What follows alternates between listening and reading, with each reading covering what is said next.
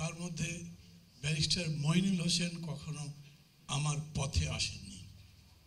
মানে আমি যে রাজনীতি করছি তার সঙ্গে তার বিলেরও প্রশ্ন ছিল না, গড়বিলেরও প্রশ্ন ছিল না, কিন্তু তারপরেও তার সাথে আমার এরকম একটা সখ্য নৈকট্য গড়ে উঠেছিল যেটা ভুলতে পারি না। প্রত্যেকেই তো জীবনযাপন করে, কেউ 60 বছর বাঁচে, কেউ 83 বছর বাঁচে, উনি যেমন বেঁচেছেন। এই কাজের মধ্যে কিছু কিছু বিষয় থাকে যা অন্যকে আকৃষ্ট করে এবং দীর্ঘদিন তাকে জীবিত রাখে। গত 15 বছর বাংলাদেশে যে একটা ন্যাক্কারজনক শাসন চলেছে, সেই রকম সময় এই দেশের আমার কাছে মনে হচ্ছে সবচেয়ে বড় সংকট হয়েছে এই দেশে বুদ্ধিবৃত্তির সংকট। যা ভাবি, যা দেখি, ওই হায়দারের গানের মতো সেটা বলা যায় না, কিন্তু মইনুল হোসেন একটা ব্যতিক্রম ছিলেন। উনি যা মনে করতেন তাই বলতেন, এবং এইরকম সাহস নিয়ে বলতেন। মানে এই বয়সে যে জেল খাটতে হলো, ভাবির কথা মাঝে মাঝে আমি ভাবি, মানে সব ঘরেই তো নারীরা ঝগড়া করে, কি দরকার, একটু কম করো, বিপদ হবে, পরিবার ধ্বংস হয়ে যেতে পারে ইত্যাদি। উনি কি করতেন আমি জানি না। বছর শেষের খুশি নগদে হবে বেশি। নগদ পেমেন্টে নির্দিষ্ট ক্যাটাগরির কেনাকাটায় 300 টাকা পর্যন্ত ক্যাশব্যাক। কিন্তু মইনুল ভাই কন্টিনিউয়াসলি স্ট্রাগলটা করে গেছেন।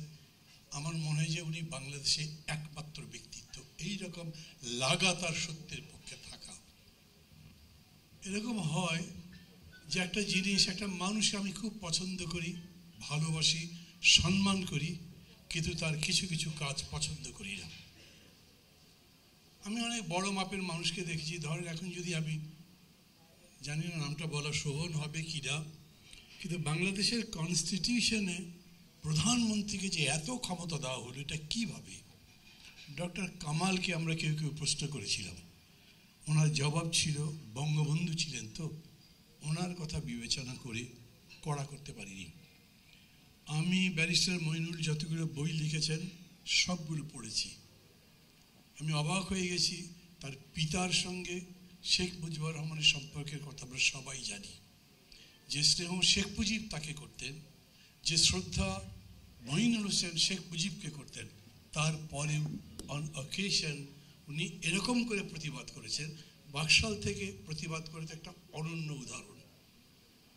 মানুষ মানুষকে শ্রদ্ধা করবে সেটা দেখেই, ধান্দা থেকে না, স্বার্থ থেকে না, একেবারে ভালোবাসা থেকে, মনের ভেতর থেকে যা উৎসাহিত হয় বিশ্বাস হিসেবে, তা থেকে সেটা যদি হয়, সেখানেও আমি ব্যারিস্টার মইনুলকে একটা উদাহরণ মনে করি। আমি বগুড়া ছিলাম, ভাবি ফোন যখন করেছেন, আমার আজকেও বগুড়া থাকবার পরিকল্পনা ছিল।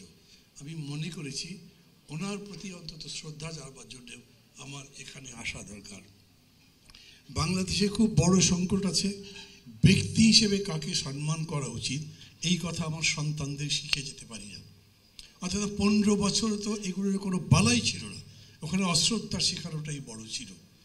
মইনুল হোসেন সাহেব যেরকম করে, যাতে ইংরেজিতে বলে বিটুইন দ্য লাইন্স, সত্যকে বের করা, তার বইটা আমি সাথে করে নিয়েছি, আরেকবার পড়তে পারিনি কিন্তু আগে পড়েছি, আপনারা সবাই দেখেছেন, Bangladesh tragedy of deceit and duplicity.